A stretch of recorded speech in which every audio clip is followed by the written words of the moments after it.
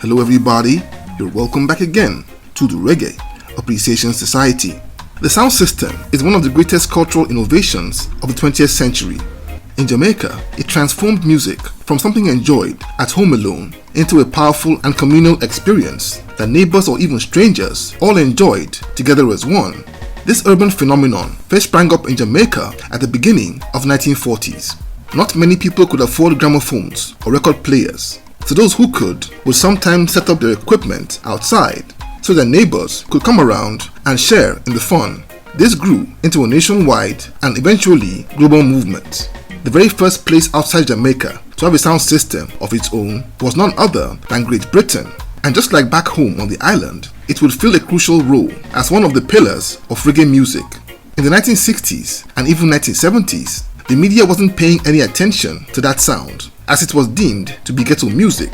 The sound system became like the neighborhood radio station and the medium through which that music, which had been bypassed by the snobbish radio DJs, could get directly to the people in the streets.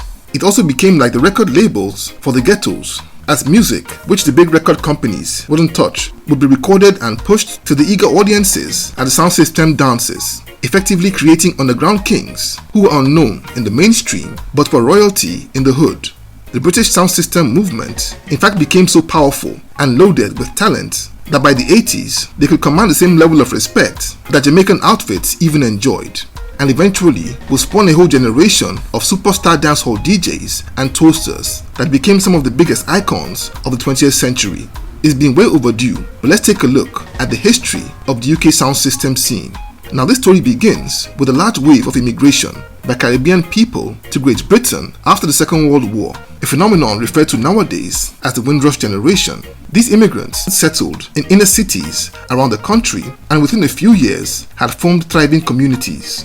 Now in a new place, they often got homesick and would use music as a way of bonding at local events like dances at community centers. As they came together more and more to share their culture like food, music and dance, it would be only a matter of time before the culture of the sound system would also start in Britain, courtesy of one special Jamaican gentleman from downtown Kingston that the world came to know as Duke Vin. Vincent Forbes was born in October 1928 and grew up next to a popular venue called the Success Club. And by the time he was out of high school, the sound system scene was exploding in popularity on Kingston streets. The biggest sound system in the entire country was Tom the Great Sebastian, owned by businessman Tom Wong. Young Vincent was a massive fan and follower of that outfit and dreamt of one day being a part of it. And one morning in 1952, a golden opportunity would come when he came across Tom Wong in the street and helped him change a flat tire. They got talking, and it so turned out that his main DJ wasn't going to be available for their next show on Saturday night.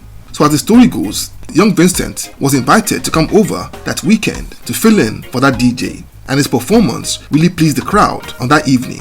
And Tom Wong kept him as his backup DJ, and for the next 2 years, he would do very well with that outfit. In fact, in 1953, he would defeat Tom Wong's biggest rival, Duke Reid, at a fierce sound clash in Jonestown in Kingston. And that thrashing was so comprehensive that Duke Reid tried to poach him from Tom Wong, but Vincent stayed loyal to Tom Wong's outfit until he decided to emigrate to Britain in 1954 as a stowaway on a cargo ship. He spent the first year in London working on the British Railways and later on as an electrician before deciding to take the plunge and start his own business that became the first sound system on UK soil.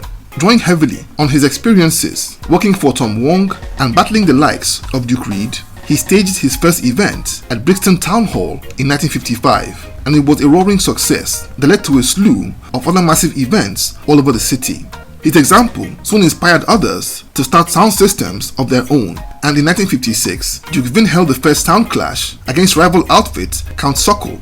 To these Caribbean communities, the sound system was a lot more than just entertainment, as they became more like mini economies. From the selector spinning records, the technician who sets everything up, the MC on the microphone, down to the box boys who carry the heavy speakers, and the carpenters or vendors selling food at the events.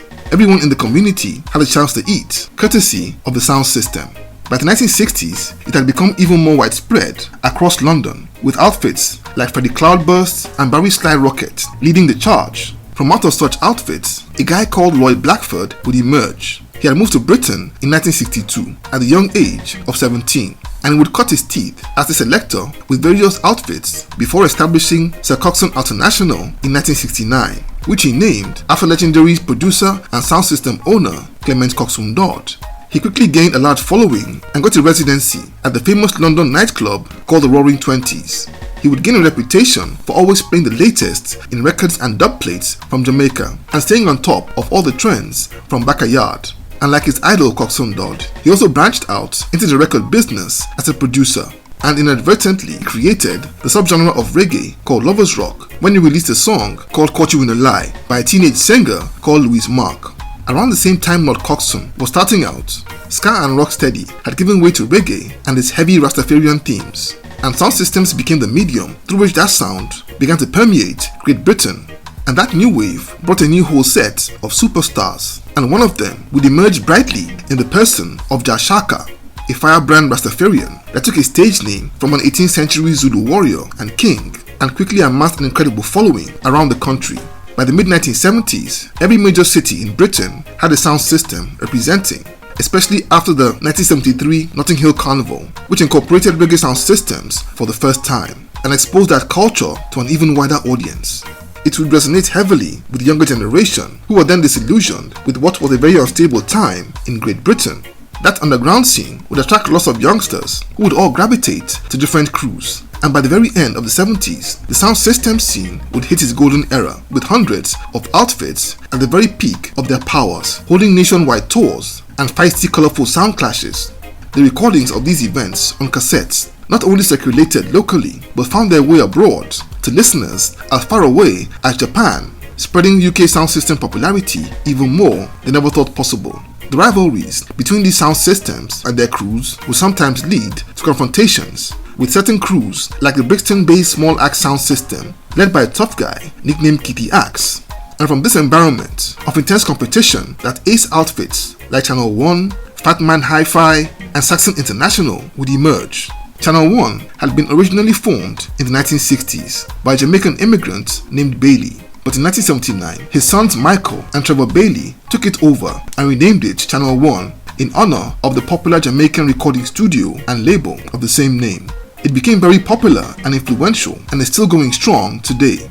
But I believe the most powerful and influential sound system of that golden era was legendary Saxon International, formed in Lewisham, South London in 1976 by close pals Lloyd Musclehead Francis and Dennis Rowe. They would go from performing at local house parties to becoming the most avoided and respected for sound clashes all over the land. This outfit is credited with pioneering the fast-chatting style of toasting by its main DJs like Peter King, and would over time impact UK dancehall more than any other. By 1980, a whole new set of fire-spitting DJs like Tipper Irie, Smiley Culture, Maxi Priest, and Papa Levi would make that posse the most feared in all of Britain. That entire generation would go on to become very successful as recording artists, and Saxon would dominate for years to come and became the first UK sound system to win the World Clash in 1994. The UK sound system scene and culture would be immortalized in the movie Babylon from 1980 that starred Aswad founder Brinsley Ford. And UK sound outfits in those days were so respected that Ace Jamaican toasters would feature with them whenever they were in town. The fast-chatting style of toasting, pioneered by outfits in South London, not only shaped UK dancehall but became the template for subgenres of reggae music like jungle and garage in the 1990s. But ironically, it would be the rise of these new sounds that saw the end of the traditional structure of the sound system, at least on a large scale. Instead of the underground blues house parties and community center shows, it gave way to more structured formats. It would go from community-based to something more commercialized as corporate sponsors got involved. From neighborhood carpenters, building speaker boxes and such, you now have professional set designers doing big business.